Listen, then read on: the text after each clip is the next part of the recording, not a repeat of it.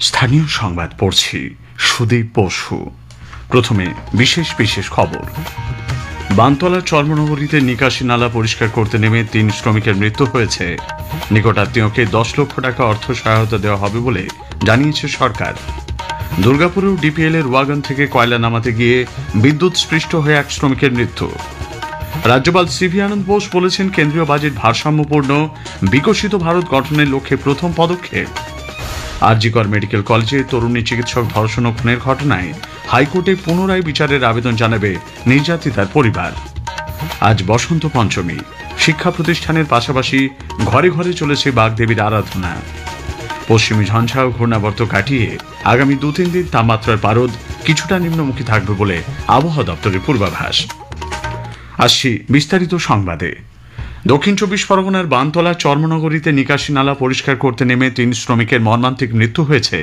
এলাকাটি leather complex থানার অন্তর্গত। জানা গেছে, ট্যানারিতে চামড়া ধোয়ার রাসায়নিক মিশ্রিত জল ট্যাঙ্কের ভেতরে জমেছিল। কেএমডি এর একটি ঠিকা সংস্থার ১ শ্রমিক প্রথমে কাজে নামেন। তিনি উঠে আসছেন না দেখে আরও ২ শ্রমিক ম্যানহোলে নামলে তাদের আর কোনো খোঁজ মিলছিল না। ওই শ্রমিকদের মধ্যে হাসি শেখ এবং ফারজেম শেখ মুর্শিদাবাদের এবং সুমন সর্দার উত্তর ২৪ পরগনার ন্যাজাটের বাসিন্দা।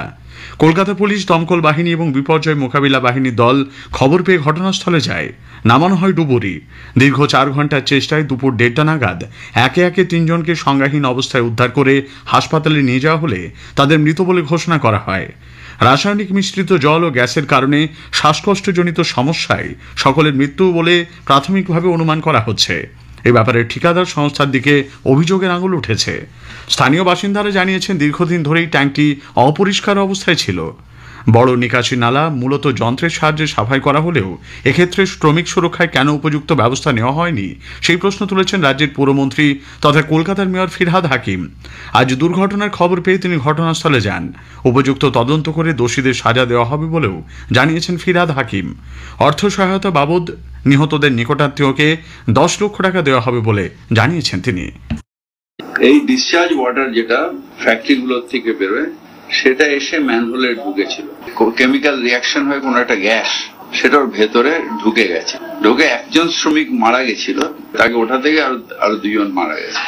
মুখ্যমন্ত্রীর নির্দেশ অনুযায়ী তাদের কম্পেনসেশন আমরা দেব ১০ লাখ টাকা করে।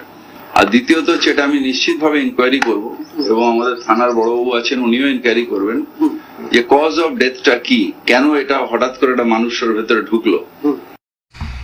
কয়েকদিন আগেই সুপ্রিম কোর্ট কলকাতা সহ দেশের ৬টি শহরে ম্যানহোলে মানুষ নামানোর বিষয়ে কড়া নিষেধাজ্ঞা জারি করেছিল। রাজ্য সরকার কথায় কথায় উত্তরপ্রদেশের দিকে আঙুল তুললেও এ রাজ্যে দুর্ঘটনা রোধে কোনো পদক্ষেপ নেয় না বলে অভিযোগ করেছেন বিরোধী দলনেতা শুভেন্দু অধিকারী।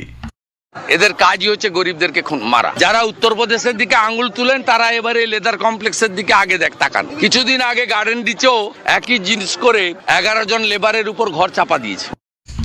মানবাধিকার সংগঠন এপিডিআর এর সাধারণ সম্পাদক রঞ্জিত সুর বলেছেন, সুপ্রিম কোর্টের নিষেধাজ্ঞা সত্ত্বেও রাজ্যের বিভিন্ন প্রান্তে ম্যানহোল পরিষ্কারের কাজে মানুষকে নামানো হচ্ছে। তিনি পরিবারগুলির জন্য উপযুক্ত ক্ষতিপূরণের দাবি জানিয়েছেন। আমরা ওনার কাছে জানতে চাই যে এর আগে খুদঘাটে যে ৪ জন মানুষ একইভাবে ম্যানহোলে গিয়ে মারা গিয়েছিল, যারা অভিযুক্ত তাদের বিরুদ্ধে কি ব্যবস্থা নিয়েছিলেন? উনি বলছেন যে উনি ১০ লাখ টাকা ক্ষতিপূরণ দেবেন। সুপ্রিম কোর্ট ইতিমধ্যেই বলে দিয়েছে যে ম্যানহোলে নেমে মৃত্যু হলে তাকে ন্যূনতম ২০ লক্ষ টাকা ক্ষতিপূরণ দিতে হবে। কাজেই এইটুকু বলে উনি দায় খালাস করছেন। অথচ আপনারা খোঁজ নিয়ে দেখুন, রাজ্যের বিভিন্ন প্রান্তে প্রতিদিন এরকমভাবে ম্যানহোলে নেমে বা ম্যানহোল তৈরি করতে গিয়ে মানুষ মারা যাচ্ছে। এদিকে দুর্গাপুর প্রজেক্টস লিমিটেড ডিপিএল এর ওয়াগন থেকে কয়লা নামাতে গিয়ে বিদ্যুৎ স্পৃষ্ট হয়ে আজ ১ ঠিকা শ্রমিকের মৃত্যু হয়েছে। আশঙ্কাজনক আরও ১ নিহত বছর ৫২ পৃথ টুডু দুর্গাপুরের ৩১ নম্বর ওয়ার্ডের নুনিয়াপাড়ার বাসিন্দা। ডিপিএল এর ৭ নম্বর ইউনিটের কোল হ্যান্ডেলিং প্ল্যান্টের ওয়াগনে উঠে কয়লা নামানোর সময় কোনোভাবে বিদ্যুৎবাহী তারের সংস্পর্শে আসেন তিনি। অপর শ্রমিক ছিটকে নিচে পড়ে যান, তাকেও হাসপাতালে ভর্তি করা হয়েছে। এই ঘটনার পরই এলাকায় বিক্ষোভ দেখিয়েছেন শ্রমিকরা। উপযুক্ত ক্ষতিপূরণেরও দাবি জানানো হয়েছে। রাজ্যপাল সিভি আনন্দ বোস বলেছেন, কেন্দ্রীয় বাজেট ভারসাম্যপূর্ণ বিকশিত ভারত গঠনের লক্ষ্যে প্রথম পদক্ষেপ। আজ এক বার্তায় রাজ্যপাল বলেন, এই বাজেট সমগ্র ভারতের জন্য নিবেদিত এবং দেশের আত্মা এতে প্রতিফলিত হয়েছে। এবারের বাজেটকে তিনি উচ্চাকাঙ্ক্ষী রূপান্তরমূলক ভারতের প্রতীক বলেও উল্লেখ করেছেন। এবারের কেন্দ্রীয় বাজেট নিয়ে সাধারণ মানুষের মধ্যে মিশ্র প্রতিক্রিয়া দেখা গেছে। আয়কর সংক্রান্ত ঘোষণায় সাধারণ চাকুরিজীবীরা উপকৃত হবেন বলে বেসরকারি সংস্থায় কর্মরত পলাশ কুমার সাঁই জানালেন। এটা হচ্ছে মধ্যবিত্তদের জন্য একদম পুরো আদর্শ বাজেট হয়েছে, কারণ প্রত্যেক বছর আমরা স্যালারি পাচ্ছেন না, আমরা দেখি আমাদের যা রোজগার করি তার মধ্যে 2 মাসের স্যালারি মোটামুটি ট্যাক্সই চলে যায়। বহু বছর পর প্রথম দেখা গেল যে আমাদের মানে অ্যাটলিস্ট 12 লাখ অব্দি ট্যাক্স মোটামুটি, তো সেক্ষেত্রে আমার ট্যাক্স রিটার্ন ফাইল করলে তো আমার অটোমেটিক সবটা মানে পুরো ট্যাক্সটাই আমার রিটার্ন চলে আসে। তো এই প্রথম কোনো মধ্যবিত্ত মানে পুরো 12 লাখ অব্দি ট্যাক্স ফ্রি, অফিসিয়ালি বলা যায় যে ট্যাক্স ফ্রি বাজেট পাচ্ছে। মানুষের হাতে টাকা পয়সা থাকবে, ট্যাক্স কাটার ভয় কম, 12 লাখ অব্দি ট্যাক্স ফ্রি মানে মধ্যবিত্তের সিদ্ধারাটা অনেকটা শক্ত হলো, মজবুত হলো। সেন্ট্রাল গভর্নমেন্টকে থ্যাংক ইউ জানাবো।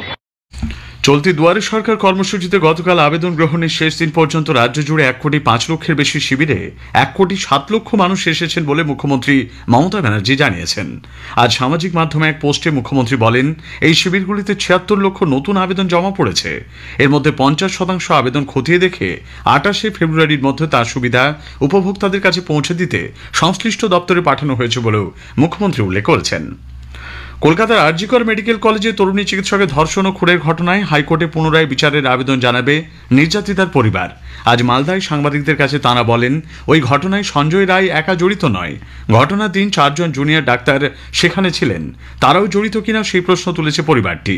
আমাদের জেলা সংবাদদাতা জানিয়েছেন, মামলার বিষয়ে কথাবার্তা বলতে নির্যাতিতার পরিবার মালদায় এক আইনজীবীর সঙ্গে যোগাযোগ করেছেন।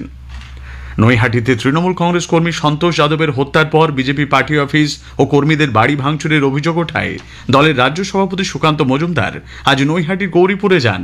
3 জন দলীয় কর্মীর ক্ষতিগ্রস্ত বাড়ি দেখার পর পার্টি অফিসটিও পরিদর্শন করেছেন তিনি।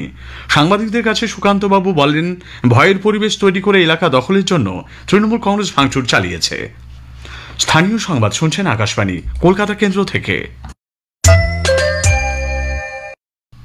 আজ শ্রীপঞ্চমী তথা বসন্ত পঞ্চমী। পঞ্চমী তিথিতে হয় জ্ঞান ও বিদ্যার অধিষ্ঠাত্রী দেবী সরস্বতীর আরাধনা। একটি প্রতিবেদন। তিথির বদান্যতায় 1431-এর সরস্বতী বন্দনা আজ দুপুরে শুরু হলেও চলবে আগামীকাল পর্যন্ত। বহু জায়গায় এদিন পুজো হয়েছে, আবার অনেক ক্ষেত্রে চলছে প্রস্তুতি, চলবে সারা রাত। এখনও রাস্তার মোড়ে ও কুমোরপাড়ায় প্রতিমার সারি চোখে পড়ছে, তবে সংখ্যা কমের দিকে। পুজোর আগের দিন অন্যবারের থেকে ভিড় কম। জগন্নাথ ঘাটের ফুল বিক্রেতারা জানালেন, বাসন্তী গাঁদার চাহিদা সবচেয়ে বেশি। মণ্ডপ সজ্জার পাশাপাশি চলছে শাড়ি আর পাঞ্জাবির ট্রায়াল।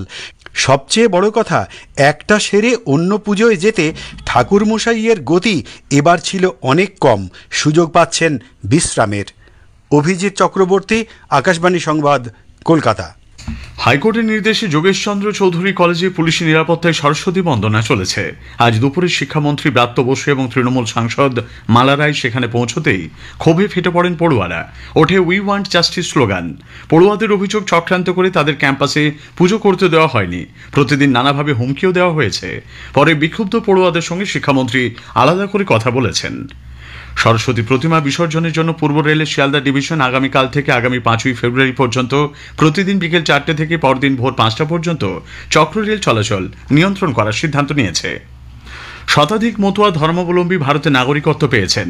অন্যদেরকেও এই শংসাপত্র দেওয়ার প্রক্রিয়া চলছে বলে কেন্দ্রীয় মন্ত্রী তথা মতুয়া মহাসংঘের সংঘাধিপতি শান্তনু ঠাকুর জানিয়েছেন। আজ সল্টলেকের ইজেডসিসিতে জাতীয় মতুয়া ধর্মচিন্তন শিবিরে যোগ দিয়ে তিনি কথা বলেন। শীঘ্রই ঠাকুরনগরের ঠাকুরবাড়িতে দ্বাদশ পাগলের একটি মন্দির করা হবে বলেও তিনি জানান। বঙ্গোপসাগর থেকে বাতাসের নিম্নস্তরে জলীয় বাষ্প প্রবেশের কারণে আকাশ মেঘাচ্ছন্ন, রয়েছে কুয়াশার প্রাবল্য। তবে আগামী 2-3 দিন তাপমাত্রা একটু কমবে বলে জানিয়েছেন আলিপুর আবহাওয়া দপ্তরের অধিকর্তা হবিবুর রহমান বিশ্বাস। আগামীকাল থেকে আগামী 3 দিনের মধ্যে তাপমাত্রা আবার কমবে, তাতে স্বাভাবিক এই সময় যে তাপমাত্রা থাকার কথা ন্যূনতম তাপমাত্রা বা শীতের এই সময়ের যে তাপমাত্রা যে 15-16 এই রেঞ্জে আবার চলে আসার সম্ভাবনা রয়েছে কলকাতা তার পার্শ্ববর্তী অঞ্চলে, এবং জেলাগুলিতেও একইভাবে তাপমাত্রা আগামী 2-3 দিনের মধ্যে 3 থেকে 4 ডিগ্রি পর্যন্ত কমার সম্ভাবনা থাকছে। উত্তরাখণ্ডের দেরাদুনে জাতীয় গেমসে বাংলা আজ একটি স্বর্ণপদক জয় করেছে। মহিলাদের সাঁতারে 100 মিটার ব্যাকস্ট্রোকে সুবৃতি মণ্ডল সোনা জিতেছেন। শেষ করার আগে স্থানীয় সংবাদের বিশেষ কিছু অংশ আরও একবার। বানতলা চর্মনগরীতে নিকাশি নালা পরিষ্কার করতে নেমে 3 শ্রমিকের মৃত্যু হয়েছে। রাজ্যপাল সিভি আনন্দ বোস বলেছেন, কেন্দ্রীয় বাজেট ভারসাম্যপূর্ণ বিকশিত ভারত গঠনের লক্ষ্যে প্রথম পদক্ষেপ। আজ বসন্ত পঞ্চমী। শিক্ষা প্রতিষ্ঠানের পাশাপাশি ঘরে ঘরে চলছে বাগদেবীর আরাধনা। স্থানীয় সংবাদ শেষ হলো। এরপর খেলার খবর 8টা বেজে 10 মিনিটে।